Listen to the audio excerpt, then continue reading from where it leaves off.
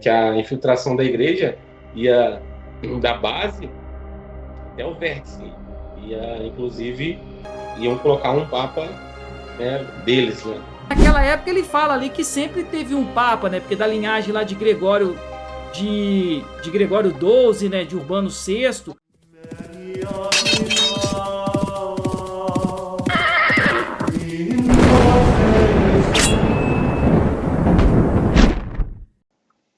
Salve Maria a todos, sejam bem-vindos ao canal Tietos Fidelio. Meu nome é Leonardo.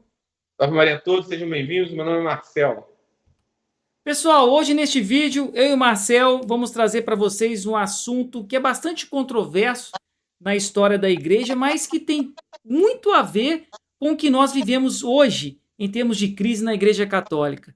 O que aconteceu lá na história, ela responde muitos argumentos que vão contra ao sede-vacantismo nos nossos dias atuais. E é isso que nós queremos trazer para vocês aqui hoje, falar sobre o cisma que aconteceu no Ocidente, aquela questão dos 3 papas, e linkar com o que nós estamos vivendo aqui hoje. Não é isso, Marcel? É isso aí, Leonardo. Vamos abordar sobre esse assunto do cisma do Ocidente, né? Muitos católicos não sabem, mas já tivemos 3 papas, né? Na verdade, não são 3 papas, né? São 2 antipapas e um papa que foi legítimo, mas que levou um certo tempo até os católicos reconhecerem, né, qual era o papa verdadeiro. Enquanto isso acontecia, se desenrolar desse problema, dessa grande divisão, os católicos ficaram no meio de uma confusão enorme, né? Até mesmo com o risco de ali, né, antes do século XVI, surgiu uma igreja protestante, né? Pensa só se isso não tivesse resolvido. Mas demorou bastante tempo para se resolver, né? Ficou aí mais de um século para resolver esse problema. Chegou-se a ter 2 papas, né? E depois 3 papas. E isso causou uma confusão enorme e muitos católicos ficaram muito confusos nessa época. Mas vamos contar um pouco aí como é que foi essa história para que quem não sabe, não conhece, conheça e também saiba que esse momento que nós estamos vivendo hoje, né? A gente não temos um papa. Essa crise, né, já aconteceu na igreja antes, né? De uma forma um pouco diferente, né? Mas já aconteceu. Então a gente pode começar, né, Marcel, falando um pouco dessa história. Ela aconteceu lá por volta do século XIV, né, em 1378, com a morte de Gregório XI, não foi isso? Porque a sede do Papa, né, ela tinha se mudado para a França, né, para Avignon, devido aos problemas que estavam acontecendo em Roma, né? Estava tendo muita confusão em Roma, politicamente, muitos problemas. Então, estava muito difícil ficar em Roma naquela época. Então, é mais cômodo a França, né? Ficar na França. Então, a sede do papado ali foi estabelecida em Avignon, né? O colégio de cardinalice também, e durante muitos anos, né? E nessa época foram eleitos papas, né? Que não eram romanos e só que chegou uma época que eles decidiram voltar para Roma, estabelecer de novo, novamente o papado em Roma, a sede do papado, e fizeram o conclave, né, em Roma.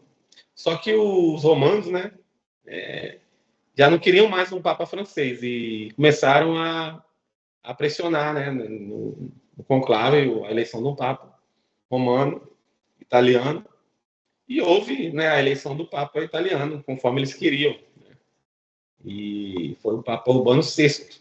Mas mesmo assim, eles achavam que tinha sido eleito o Papa francês, né? Então entraram, invadiram lá o conclave e teve uma confusão lá. Depois disso que tudo aconteceu, né? O Papa foi eleito. Os cardeais, né, acostumados em Avignon, não estavam muito satisfeitos de ficar ali na Itália, em Roma, né? Para eles era muito mais confortável, né, a vida que eles estavam levando antes, né? E o Papa Urbano VI, ele estava querendo mudar um pouco, né, o papado, né, querendo estabelecer uma vida mais humilde para os papas, né? E os cardeais não estavam muito concordando com isso. Então os cardeais tiraram férias, né, foram para a França e não voltaram mais, se estabeleceram lá na França. E lá eles começou a acusar, né, o conclave de ter sido nulo, né, pelo fato de ter acontecido toda essa confusão, né, dessa pressão que houve dos católicos, né, na eleição de um Papa Romano. Então eles acham que eles diziam lá na época, né, dos 16 cardeais, 15, né, estavam dizendo na França, né, que o Papa tinha sido eleito de forma fraudulenta devido a essa pressão. E o que aconteceu? Então as pessoas foram aceitando esses argumentos e no final das contas, eles não queriam voltar para Roma, eles acabaram elegendo um outro Papa. Não queria ficar submisso ao verdadeiro Papa, que era Urbano VI, e resolveram, né, eleger um Papa, que foi na época o Clemente VII, né? Apesar de alguns... teve um teólogo lá na época que foi contra, né? Que estava errado, que o Papa verdadeiro era Urbano VI, mas eles tiveram muito apoio, né? Apesar claramente, né, o erro, né? Poxa, o Papa ele foi eleito de forma legítima, né? Mas por conveniência desses cardeais, eles resolveram eleger um novo Papa. Mas eles tiveram apoio, né, da Espanha, tiveram apoio da própria França, né? Eles tiveram esse apoio da Escócia. Então, eles acabaram elegendo esse Papa e aí, a partir daí a igreja ficou, em tese, né, com dois, entre aspas, né, com dois Papas. Né? E criou-se essa divisão. Enquanto alguns países apoiavam Clemente VII, né, a Itália, acho que a Alemanha, estava apoiando ali o Reino Unido, a Inglaterra, apoiando o Urbano VI. E você, só te cortando um pouquinho, que você citou o nome de um teólogo, é importante a gente citar o que ele falou, porque isso aí já vai ao encontro de muitos argumentos aí que eles falam contra o sedevacantismo. Olha que foi o canonista Baldos, esse que você citou aí. Ele foi contra, logicamente que foi uma eleição fraudulenta, porque os cardeais não queriam morar em Roma. Então, eles, por não querer morar em Roma, eles voltaram para a França e elegeram papas por conveniência, só porque o Papa Urbano VI estava pregando uma vida mais austera para eles. Verdade. E viver apesar da confusão em Roma, viver ali no sacrifício e manter a igreja de pé. Mas não, resolveram, né? Dos 16 cardeais que era do colégio, só 15, né? 15 apoiaram, né? É porque o único que apoiou o Urbano VI, ele morreu. Ele foi e morreu. Exatamente. Aí ficou os 15 que sobraram unânime a não seguir o Urbano VI. E olha que o canonista Baldos falou, olha, não havia motivos para que os cardeais repudiassem um papa uma vez que o tivessem eleito. E ninguém na igreja, nem todos em conjunto, podia destituí-lo, exceto pela heresia pertinaz e manifesta. Olha o que ele já falava na época. Interessante o que o canonista falou lá na época, né? Apesar disso, muitos sedevacantistas vão ter discordado desse canonista aí também, né?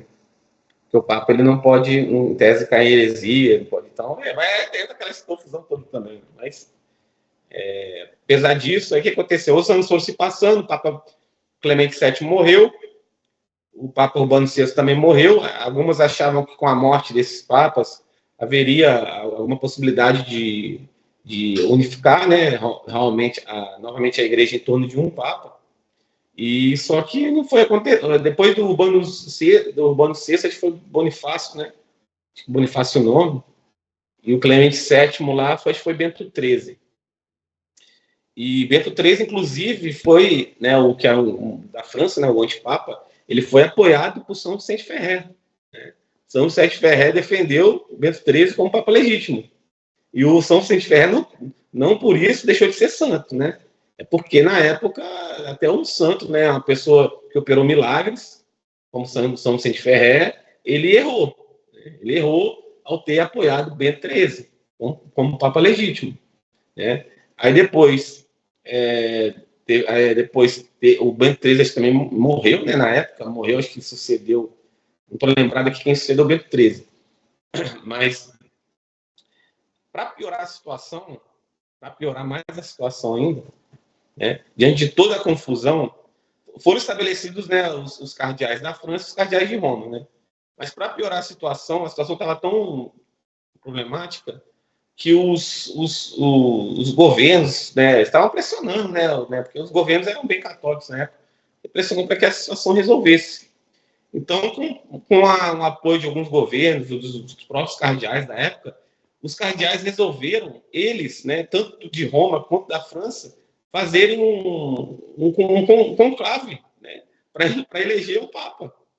Já não estava considerando nem o Papa da época, eu acho que já era Clemente, o Papa Gregório XII, né? Gregório XII, ó, vou ler a linhagem aqui, ó. A linhagem, como é que ficou aqui para o pessoal entender, ó. Foi na linha de Roma, né? Foi Urbano VI, depois veio Bonifácio IX, Inocêncio VII e Gregório XII. Em avião foi o Clemente VII e Bento XIII. Aí isso que você está falando é que eles já estavam tão indignados já de não resolver a solução e ficar nesse impasse que eles foram para Pisa e elegeram Alexandre V. Com apoio dos dois lados da moeda, tanto dos cardeais de Roma quanto da França. Os dois lados, né, dos cardeais da França e da Itália, eles apoiaram, eles juntaram, né, todos os cardeais e elegeram Alexandre V, em torno de Alexandre V. Ou seja, eles elegeram outro antipapa. Então você tinha dois antipapas e um papa verdadeiro, que era Gregório XII, que era o papa verdadeiro, Gregório XII. É isso. E aí, depois de Gregório XII,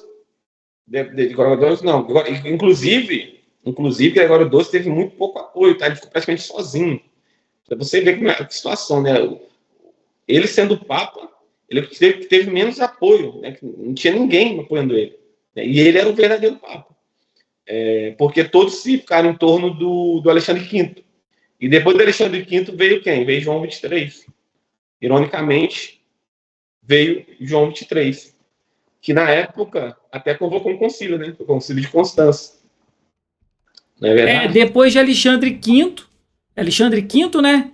Foi João XXIII. Veio o João XXIII, isso mesmo. E você falou, e o interessante é que no quarto ano dele, quer ver? Eu vou até pegar aqui, ó. No quarto ano de reinado desse antipapa João XXIII, ele convocou o concílio, o mesmo que João XXIII, um concílio do Concílio Vaticano II fez, né, cara?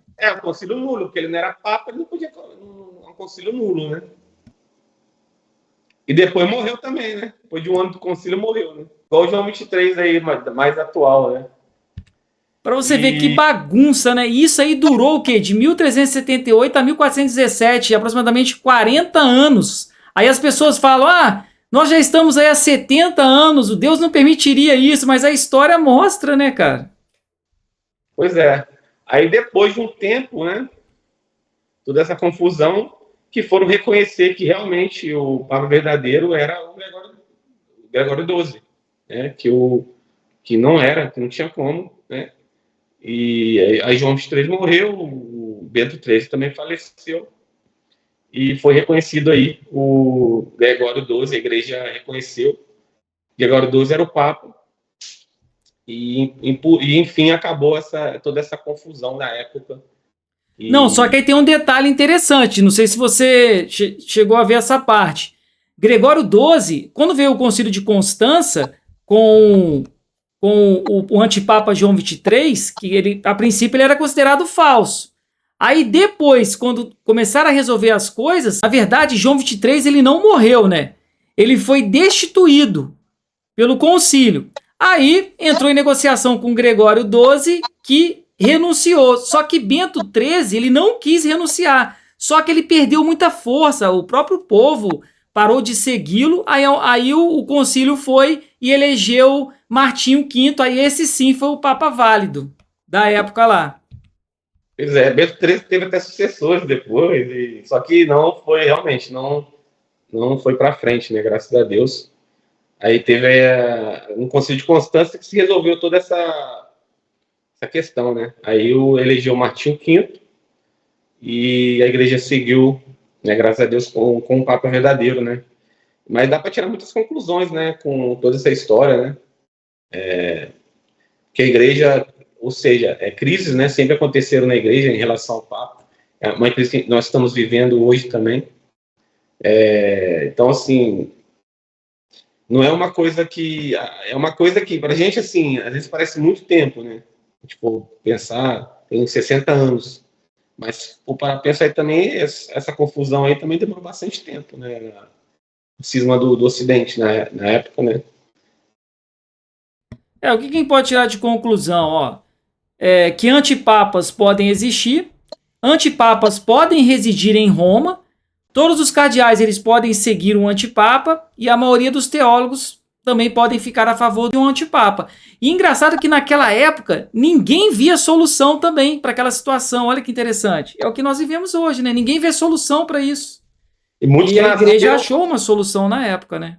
E muitos nasceram católicos e morreram sem saber qual era a solução. Qual foi a solução? Qual era a solução? Muitos nasceram e morreram e não viveram a solução desse problema. Exatamente. Então, e essa questão de viver muito tempo, tem um escrito aqui do padre Edmund James O'Reilly. Ele escreveu sobre esse cisma, vale a pena a gente ler aqui, rapaz, porque é muito interessante o que ele falou na época. Ó. Em primeiro lugar, desde a morte de Gregório XI em 378, houve sempre um papa, com exceção, obviamente, dos intervalos entre as mortes e as eleições para preencher as resultantes vacâncias. Houve, digo, em cada dado momento, um papa realmente investido da dignidade de vigário de Cristo e cabeça da igreja. Quaisquer que sejam as opiniões que entre muitos possam existir quanto à sua autenticidade. Não que o interregno que durasse todo o período fosse algo impossível ou inconsistente com as promessas de Cristo, porque isso não é de modo algum manifesto, mas que, na verdade, não houve tal interregno. Então ele diz aqui, não importa o tempo, né? Durou lá 39 anos, 40 anos, a promessa de Cristo ela não é inválida por causa disso, né? Aí as pessoas podem indagar, mas naquela época ele fala ali que sempre teve um papa, né? Porque da linhagem lá de Gregório de Gregório XII, né? De Urbano VI, eram considerados papas válidos. Mas agora a gente diz que não tem papa mesmo. Mas o importante é que a lacuna existe. Por isso que há a importância de se extinguir a vacância, né? Para poder acabar com esse momento de não termos papa. Mas isso não é impossível, né, cara? O tempo que a gente está sem papa não significa que, que as portas do inferno prevaleceram contra a igreja, né? Isso não significa, porque o tempo para Deus, na verdade, nem no nosso mundo existe tempo, mas no mundo espiritual não existe tempo. Isso não quer dizer que as portas do inferno, igual eles falam, mas isso aí está admitindo que as portas do inferno prevaleceu sobre a igreja. Não, a gente vai, esse problema vai se resolver da mesma forma que foi resolvido naquela época dos dois antipapas, né? O interregno, né, igual diz o teólogo aí, pode durar até mais tempo. Mas o importante é que no final dos tempos, no tempo de Deus, a coisa vai se resolver, né? É aquilo que a gente fala, a igreja ela passa pelo mesmo caminho que Cristo, mesmo caminho que Cristo passou ali na paixão dele, né? E teve um momento que Cristo morreu, né? Cristo ressuscitou sim, mas Cristo morreu antes. Então a igreja hoje parece estar de uma forma morta, né, digamos assim, mas que vai ressuscitar, vai ser estabelecido. O momento é profético, né? O momento de nós estamos, eu acredito firmemente que nós estamos no final dos tempos. E toda essa apostasia, essa crise da igreja, né, é resultado disso. E apesar de muitos não serem sede-vacantistas, né, o pessoal da tradição, eles têm que admitir, ao menos, né, que a crise na igreja é gigantesca. Isso eles admitem, né? Só que nós vamos além da crise. A crise ela atingiu, inclusive, o trono de Pedro, né? Da forma que esses pessoal lá, né, os donos do mundo, pessoal lá do protocolo do Sábio de Sião, para quem acredita, né, aqueles judeus que conspiram, né, eles diziam, né, que eles iam até mesmo atingir ali o trono de Pedro, né? Está lá no protocolo do Sábio de Sião. Para quem não conhece, leia lá.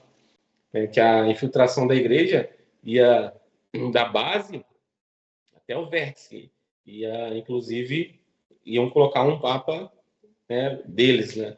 Um falso papa lá no trono de Pedro, né? Eles já conspiravam isso desde o século passado.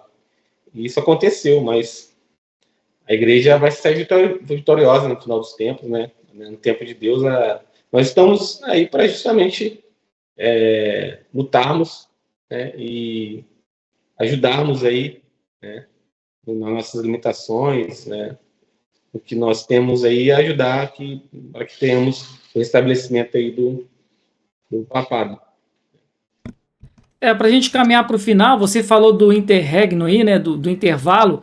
Esse mesmo padre, ele fala também sobre isso, ó, interessante, ó. Mas que a verdadeira igreja permanece entre 30 a 40 anos sem uma cabeça bem esmerada e representativa de Cristo na Terra. Isso não seria possível, mas, no entanto, aconteceu. E não temos garantia alguma de que não volte a acontecer. Olha ele falando, ó. Embora esperemos fervorosamente o contrário, o que posso inferir é que não devemos ser demasiado ávidos em pronunciarmos-nos sobre aquilo que Deus pode ou não permitir.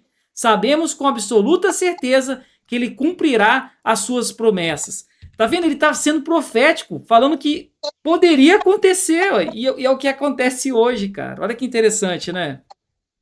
Realmente. São 60 anos, mas para Deus, né?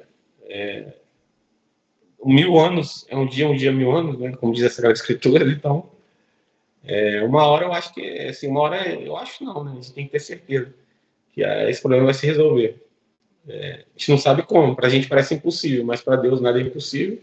Então temos que apenas ter fé e fazermos a nossa parte, né? Mantermos em oração, mantermos obedecendo os mandamentos de Cristo, da igreja, e ficarmos, né, vigilantes, porque nunca se sabe, né, o que pode acontecer. Mas eu acho que as coisas vão se definir, vão ficar mais claras com o passar do tempo. Quem sabe, a gente não sabe quem será o próximo antipapa, depois de Francisco, né? Quem sabe a coisa não fica evidente, os católicos resolvam se unir, eu não sei. Só Deus sabe. É verdade, Marcel. Tá bom, acho que deu pra gente passar o recado, né? Já deu para as pessoas entenderem que na história da igreja aconteceu coisa semelhante, e isso que nós estamos vivendo hoje não é nenhum absurdo, né? É verdade, a igreja passou por várias crises e não seria hoje, né, nos nossos tempos, né, são tempos terríveis, né, de tempos proféticos.